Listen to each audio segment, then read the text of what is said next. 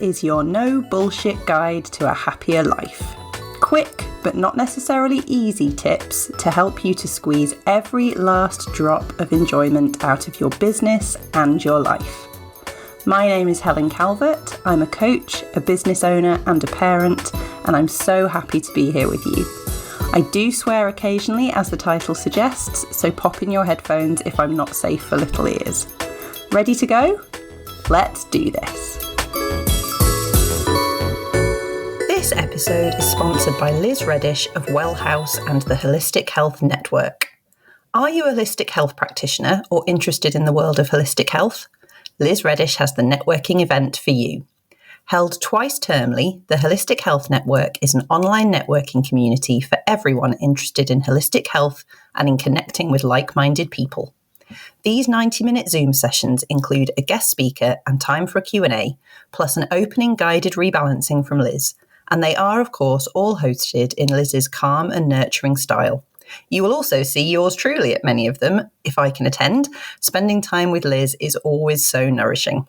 You only pay £20 for your ticket, and everyone who buys a place will get the session recording. So if you can't make it on the day, no harm done. Liz is a passionate facilitator, mentor, and educator who gets so much joy from supporting others back into the driver's seat of their health and well-being so that they can realise their potential and truly thrive. She is a functional kinesiology professional and Touch for Health kinesiology instructor and mentor. Her Well House business stands as a beacon of hope, offering personalised care and empowerment to those seeking wellness from within. To Liz, healing is more than a service. It's a journey of self-discovery and transformation.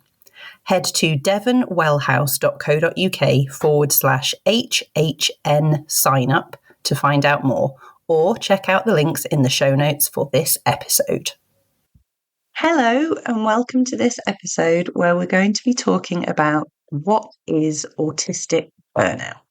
So I've been blathering on about autistic burnout for months now because I've been in it for months now. It takes a long time to come out of it. It is a long-term thing, and I have been learning as I go. Before I went into it, I did not know it was a thing. And I'm extremely grateful to social media for explaining to me that it is a thing and for explaining what it is, because I have been here before in my life a few times, but I didn't know what it was. In the past, I have thought I was having depressive episodes, low mood, panic attacks, just general mental health struggles, generally being unhappy. When I look back to my much younger years, it's easier to hide certain things because you're a student, you're drinking, you're being crazy. And yeah, it turns out it was all different bouts of autistic burnout. And I'm very glad that I now know what it is. As I've been saying for the whole of this season, yes, this is about the experience of being autistic in the world, but I promise you it is relevant to everyone. Everyone is at risk of some kind of burnout, because burnout is when you've pushed yourself too far. There are different kinds, different types, and different triggers. So we've probably heard most about professional burnout, where somebody is under too much stress, is working too hard for too long, they get burnt out, they're ill, they have to stop. That one, I think, makes sense to most people. But what if the way that your brain works means that the world is confusing and exhausting to you every single day from the moment you're born? You don't really know that because you've never known anything different. And like everyone, you're trying to be successful and be liked and live in this world and be happy and you get on with it. And so you keep going and you keep going. Eventually, your brain wears out. Well, that's neurodivergent burnout, ADHD, autistic burnout that comes from constantly being a certain way in a world that is not set up for that way of being. So this is where I have been, as I say, for a few months, and it's been a really interesting journey because of what I've been experiencing, but also because of other people's responses, I guess. One of the things that I have noticed is that, understandably, people want to fix you and they want you to be fixed fast. And burnout is not fixable with any kind of quick fix, and it certainly isn't fixable fast. The answer to autistic burnout is extreme rest. So I talk all the time, don't I, about excessive kindness. Now we're talking about excessive rest, by which I mean the odd nap is not going to do it. What it means is resting as much as possible, making rest the default, which it is for me at the moment. My default is under a blanket on the couch watching TV or in bed. Now, yes, I have a life and a job and children and a dog, so there's a lot of other things I need to do as well. My default is to be resting, and then I do as much of the other stuff as I can, as I have energy for, and as I decide that I need to. And I have stripped life right now. But even that, as hard as it is to rest as much as we need, even that is understandable. You know, we've all been tired. We all understand needing rest. But the challenge for me, as I discussed last time when we were talking about communication, is that the thing I need a rest from the most is interacting with other human beings. Now, that is a problem because we live in a world that demands interaction. You know, I mean, just getting emails from school. You have to do stuff with the kids' school. You have to interact with people in shops. I mean, just you have to get the boiler serviced and the car fixed. And there is human interaction all the time in our world, as there should be. It's a human world. And then, of course, we have family and friends and people who care about us.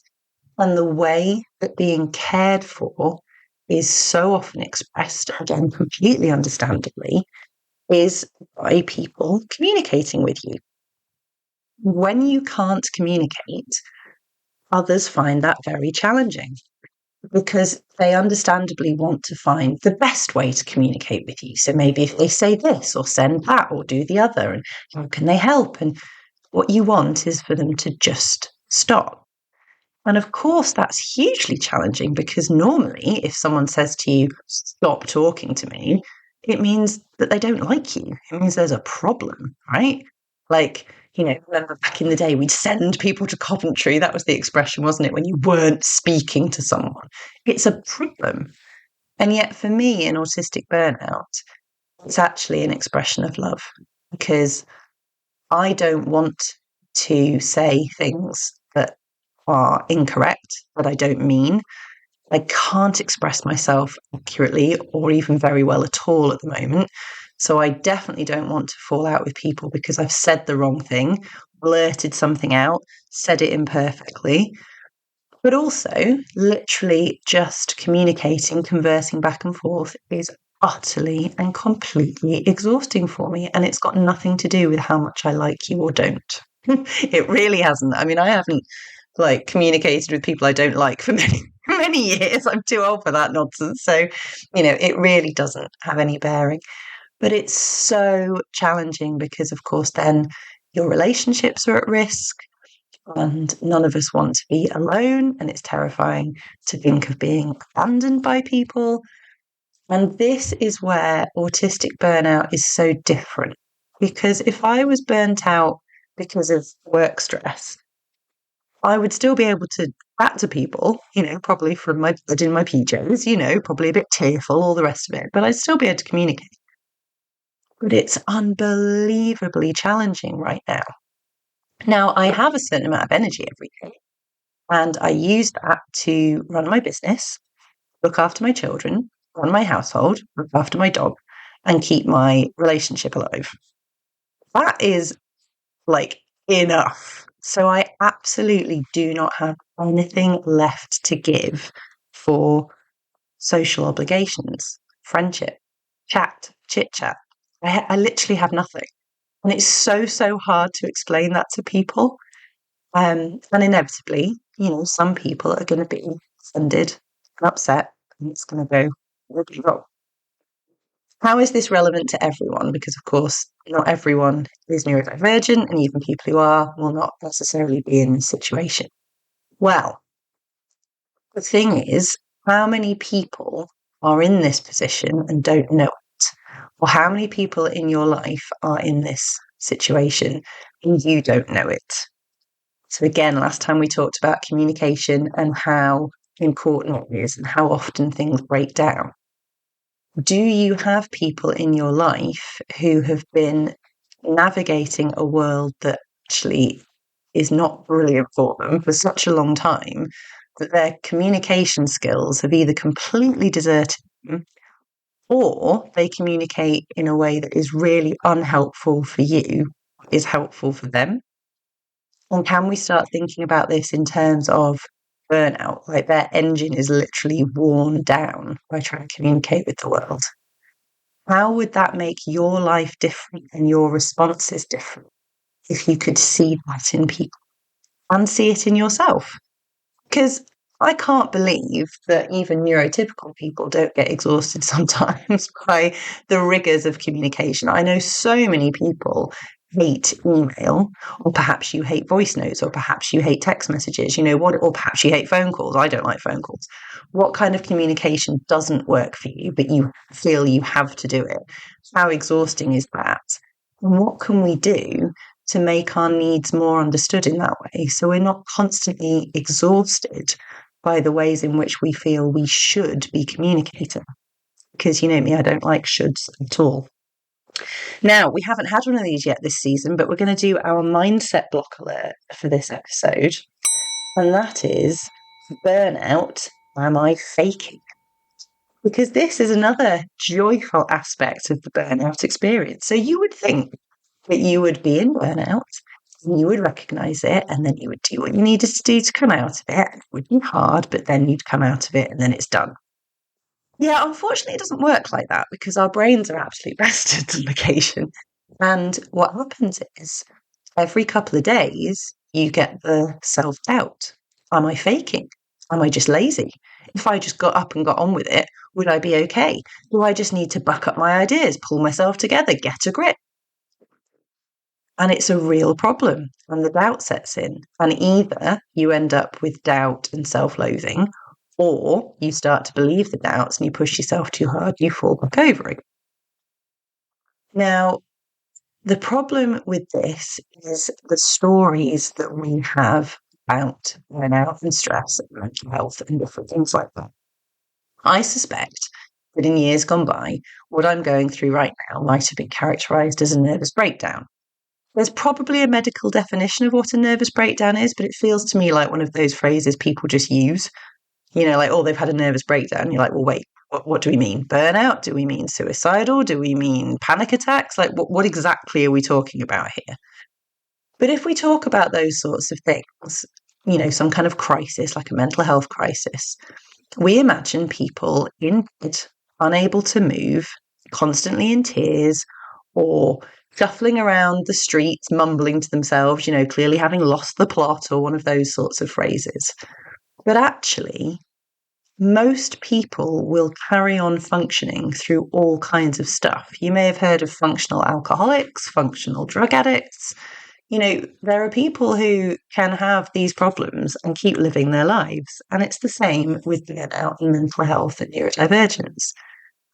So when we can literally get up, get dressed, record a podcast, do a coaching session. Thank God I absolutely love my job. So yeah, I can still work, thank goodness. But when I can do things like that, then you start doubting your experience until something forces you to do something that is utterly exhausting. And then you end up in tears, you end up fully depleted, you end up going to bed at 5:30 in the afternoon, and you realize, no, this is real. This is genuinely happening. But again, that won't just be a neurodivergent experience. How many times have we persuaded ourselves that what our bodies are telling us they need is not really what they need, and we just need to get a grip and keep pushing and sort ourselves out and get a bit of fresh air and maybe stop eating cake. It's probably how much sugar we eat, really. And actually, we need to be listening a lot more carefully to what our bodies are telling us. And I'm pretty sure that a lot of the chronic illnesses we see, things like ME and fibromyalgia, these illnesses that come with extreme fatigue are often linked to trauma. I suspect they are either another version of burnout or a result of having tried to push through burnout. Because you can't push through burnout. And our bodies will force us to stop. And the more we resist that, the harder they're going to try, and they're going to give us some real roadblocks. So, autistic burnout, the burnout that comes from continually, daily being autistic in this world, that in and of itself is utterly exhausting for reasons that we will explore in these episodes. And it is something that hits the ability to communicate for me. Other people, it may hit different abilities, but loss of skills that we're used to having is a classic part of autistic burnout. So you could do something and now you just can't. And it's awful because it means that you're less of yourself. And also, it is completely normal to every now and again feel like maybe you're faking, maybe it's not real, because it's going on for so bloody long. And we don't expect things to go on for a long time in our society. Grief, heartbreak, anything, we expect it to be fixed. We need to get the book and get the system and get the supplement and it's going to get sorted. It's not going to get sorted. Well, it will, but not for a long time. It takes a long time. And not giving ourselves time to go through all kinds of difficult things is another problem that we face in our culture. So no matter what your brain type, what do you need to be listening to in your body and mind right now? What do you need to give yourself more time to go through? Do you need to be believing yourself more and giving yourself more grace? And can you recognize in yourself and others the types of communication that are exhausting you and that are going to push you to too much stress, too much overwhelm, potentially burnout, if you don't address them? Just a handful of questions from the depths of autistic burnout. I don't have all the answers, but I'm really enjoying sharing the experience with you, and I hope that it's helpful. So let's keep being excessively kind to ourselves and resting excessively if we need to. And that way we can keep squeezing every drop of enjoyment we can out of this life that we have. Speak to you next time. Thank you so much for listening. If you'd like to find out how to work with me or how to get your hands on a copy of my book, you can find all of those links in the info for this episode. My huge thanks to Stephanie Ward of the Spicy Brain Collective for sponsoring the whole of this season of the No Bullshit Guide to a Happier Life. You can also find out more about Steph's collective for neurodivergent business owners via the links in the episode info. See you next time.